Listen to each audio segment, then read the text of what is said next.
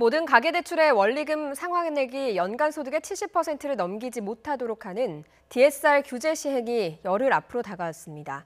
금융당국은 내년도 가계대출 증가율까지 더 낮추겠다는 방침이어서 대출을 신청해도 못 받는 경우가 속출할 것으로 보입니다. 신윤정 기자입니다. 금융당국이 내년도 전체 금융권 가계대출 증가율을 6.5% 안팎으로 관리한다는 방침을 세웠습니다. 지난 2016년 11.6%였던 가계대출 증가율은 지난해 7.6%로 떨어졌고 올해는 7% 수준이 될 전망입니다.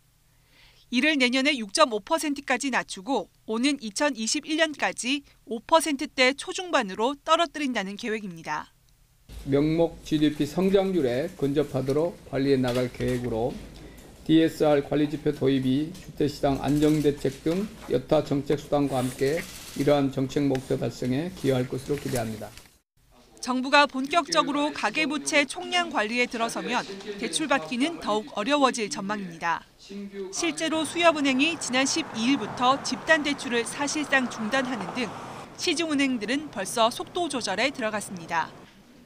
여기에 이달 말부터 DSR, 총부채 원리금 상환 비율 규제도 시작됩니다.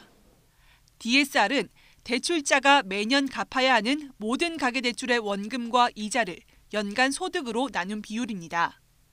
기존의 총부채 상환 비율 DTI 규제는 신용대출 등 기타 대출의 경우 이자 상환액만 포함해 상대적으로 더 느슨했다고 볼 수 있습니다. 이런 DSR 비율이 70%를 넘는 고위험 DSR을 은행들은 당장 5에서 10% 정도 쳐내야 하고 평균 DSR도 앞으로 3년 안에 큰 폭으로 줄여야 합니다.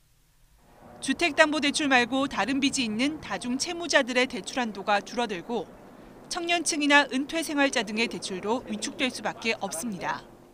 현재 소득이 적은 저소득층이라던가 청년층 또는 소득 증빙이 상대적으로 어려운 자영업자 또는 은퇴한 노년층 같은 경우에 앞으로 대출을 받기가 어려워지거나 또는 대출 가능 금액이 줄어들 가능성이 높은 것으로. 여기에 기준금리가 올라갈 경우 주택담보대출 금리가 올해 안에 5%를 넘길 것으로 보여 가계대출 받는데 또 다른 부담으로 작용할 전망입니다. YTN 신윤정입니다.